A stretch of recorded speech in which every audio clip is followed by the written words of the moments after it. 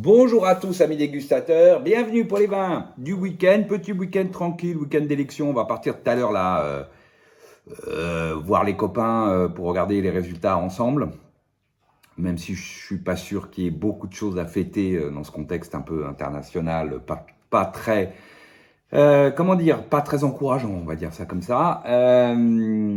Mais ça ne nous a pas empêché de boire quelques jolies bouteilles cette semaine, plutôt ce week-end.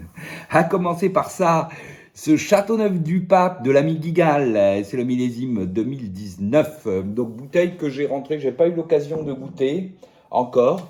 C'est très joli, un joli Châteauneuf. Alors, je dirais qu'actuellement, on sent que le vin en a vraiment sur la pédale, mais qui donne pas du tout la plénitude de ses possibilités. Je pense que je l'ai ouvert, cette première bouteille un peu tard. Il aurait fallu l'ouvrir, je pense, il y a un an. Là, on sent que ça y est, le processus d'apaisement s'est un peu refermé.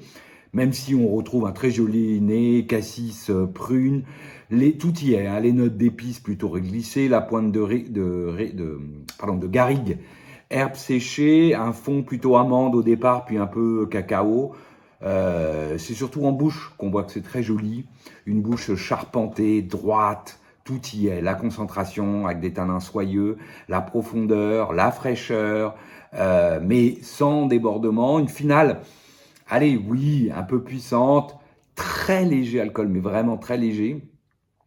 Mais surtout avec du fond. On sent qu'il y a beaucoup de fond dans ce vin et une jolie persistance. Bref, ça augure du meilleur, mais à mon avis, 10 ans minimum, et je vous dirais que je la vois bien à 20 ans, cette bouteille. Par contre, je pense que ça sera très joli. Ensuite, on a fait un peu de gigal ce week-end. Un deuxième gigal. Alors, où je sais, c'est illisible, hein, bouteille qui a vécu. Pourtant, elle n'a que 11 ans. C'est une 2013 et c'est le Gigondas cette fois. Alors, à l'ouverture, bon, on sent que le vin est arrivé, je dirais, il est temps de le boire. Parce qu'il a perdu en expressivité. On sent que voilà, ça s'est vraiment atténué. Alors, c'est très harmonieux, certes, et très classique. Mais assez, je dirais, simple, entre guillemets. Prune cassis à nouveau, un petit peu plus fruits rouges. Ensuite, les notes d'épices, plutôt à nouveau réglissées, à nouveau la petite pointe de garrigue, le fond, on va dire cacao, mais c'est quand même très... Ah si, oui, pardon. La pointe, elle est plutôt... c'est pas tellement garrigue, c'est plus là, humus champignon qui commence à arriver. Et le fond, à l'ouverture, on va dire que oui, c'est un peu cacao. Enfin, ça s'exprime pas énormément, assez amande, mais voilà, pas beaucoup d'expression. Par contre, le lendemain, beaucoup mieux parce qu'on a le côté tabac, fumé, cuir qui est arrivé. Et ça apporte quand même une jolie complexité à ce Gigondas. Donc, voilà. Ensuite, en bouche, on a une bouche droite, tendue. Des tanins, c'est corpulent, les tanins sont juste là. Ça encadre, ça enrobe un peu. Enfin, ça reste frais, mais c'est joli. Je dirais, plutôt équilibré quand même. Une finale évidemment fraîche pour le coup, par contre, et une jolie persistance. Avec donc le lendemain ce côté assez agréable, enfin même assez élégant, de cuir, de fumée, de tabac, qui s'ajoute aux classiques notes de cassis prune, de réglisse et d'herbes séchées, fleurs, plutôt herbes séchées et voire humus en l'occurrence, un peu évolué. Pour ce Gigondas 2013, à boire, hein, si vous en avez, buvez-les. Je pense que au fur et à mesure là, d'abord ça va se décharner de plus en plus, et puis aromatiquement, je pense que ça va s'éteindre gentiment. Ensuite, on a ouvert ça à Côte-du-Roussillon, du côté de dans la vallée de la Gly, c'est évidemment le domaine des schistes. Et cette fois, c'est la Coumeille, et c'est le 100% Syrah, et nous sommes en 2020. Ma foi, un bien joli vin que cette Coumeille 100% Syrah du domaine des schistes. Dans mon souvenir, souvent, aujourd'hui, je discutais avec Michael au domaine, ça a été planté par son grand-père, je crois. Son père donc a fait beaucoup de choses avec cette Syrah. Et il me disait tous les deux, une fois on parlait ensemble, que aujourd'hui c'est dur pour cette Syrah, c'est devenu tellement sec, il y a tellement pas plus d'eau dans cette vallée de la Glie, qu'ils avaient du mal à obtenir à la fois la maturité en sucre, la maturité phénolique, donc de la matière. Souvent, c'était pas simple. Et la fenêtre, par exemple, de vendange était pas simple. Voilà, je les sentais un peu à hésiter sur l'avenir. Ce 2020, moi, je trouve très joli. Une belle Syrah, alors assez typée pour le coup bio, ce qu'ils sont, c'est un domaine bio, les schistes. Mais du coup, on retrouve ce côté un peu, alors cassis, puis ensuite les notes, j'allais dire d'épices, mais plutôt presque floral, alors floral violette, presque un côté patchouli, presque un peu oriental par moment. Une petite pointe un peu plus ronce, paradoxalement, un peu plus, j'allais dire végétale, et moins garrigue, moins herbe séchée, quoi. Et puis un fond très classiquement plutôt cacao. Voilà, c'est surtout très expressif, fruits, épices, fleurs.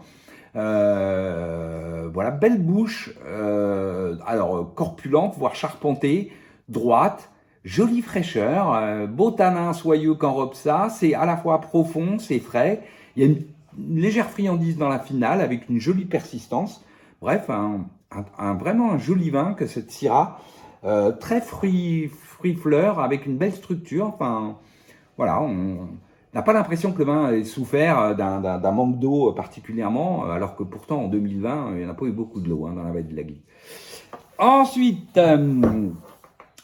on a bu ça, un Marsanais de l'ami Barre, et c'est le Champ Salomon, et c'est 2021. Alors, Champ Salomon, donc, est un très beau cru qui sera probablement premier cru quand ça va passer en AOC sur Marsanais. Sur ce fameux millésime 2021 dans lequel il peut y avoir de très belles choses, puis il y avoir des choses un peu moins réussies dans ce millésime, où il y a eu surtout du gel, et puis un petit peu de grêle, de l'humidité, enfin ça n'a pas été un millésime simple. Ma foi, ce Champ Salomon, pour moi, est vraiment réussi. Alors, c'est pas le plus grand millésime de Champ Salomon, mais on a un très joli nez, framboise groseille, les notes plutôt florales pivoine, ensuite le côté épicé réglisse. Certes, on a une petite pointe végétale, ronce, raf, mais tout ce qu'il y a de plus classique du Pinot, je veux dire, c'est pas plus marqué que cela. On n'est pas sur un nez végétal du tout. Au contraire, cette petite note végétale apporte un peu de fraîcheur et de complexité. Sur un fond plutôt amande, mocha, caroube, ce que j'appelle. Voilà, mais qui est à nouveau... à l'ouverture, on a quand même un côté chou grillé de réduction un peu marqué, comme souvent sur ces 2021.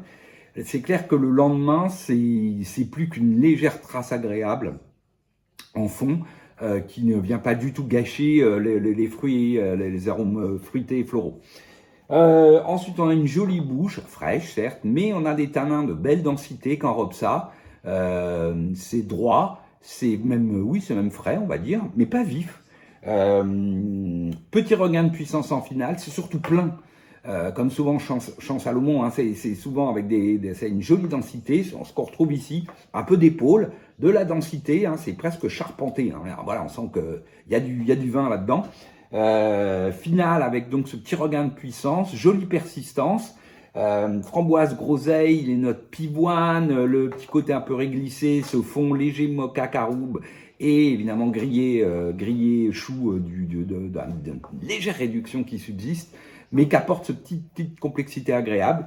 Voilà, un bien joli, un 2021 réussi, un joli Champ Salomon. Donc, comme je disais, pas le plus grand millésime de Champ Salomon, mais tout à fait au niveau du cru, tel qu'on peut l'attendre sur un millésime comme 2021.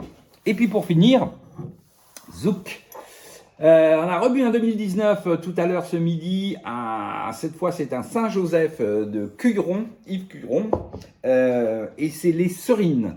Et c'est 2019. Alors, à nouveau un 2019, je l'ai là encore, et je vais vous dire, ça va un peu mieux. Je l'ai ouvert ce matin, vers 11h à peu près. Donc là, ça fait 4-5 heures qu'il est ouvert. Ça s'exprime plus, mais par exemple, moi j'avais souvenir d'un vin très expressif, presque opulent. Bon, là, on sent que voilà, le vin est rentré dans une phase un petit, comme tout à l'heure le Châteauneuf du Pape. On sent que le vin est rentré dans une phase un petit peu plus fermée, d'apaisement, on va dire. Par contre, c'est très joli. Hein. On est sur le cassis, on est très haut de nord, cassis. Après, on a des belles notes, presque végétales, presque grain de cassis, voilà, groseille à macro, mais très joli. Puis ensuite, on a les épices, le poivre. La petite pointe de violette qu'apporte le petit côté un peu friand. Sur un fond, on va dire plutôt léger mocha, mais très léger, franchement. Moi, je sens très peu d'élevage. Alors, hein, les élevages sont compliqués. Il y a des gens qui là-dessus vont vous dire « Oh là là, mais on sent le bois à plein nez ». Et moi, quand je mets le nez dessus, non. Et puis eux, sur les vins qui trouvent où il n'y a pas d'élevage, moi, je mets le nez dessus, je dis « Waouh, ça sent le caramel, la vanille ». Enfin, voilà. Donc, c'est toujours compliqué. Mais moi ici, j'ai pas d'élevage, très très peu. Voilà, très léger, qui vient souligner plus le vin qu'autre chose.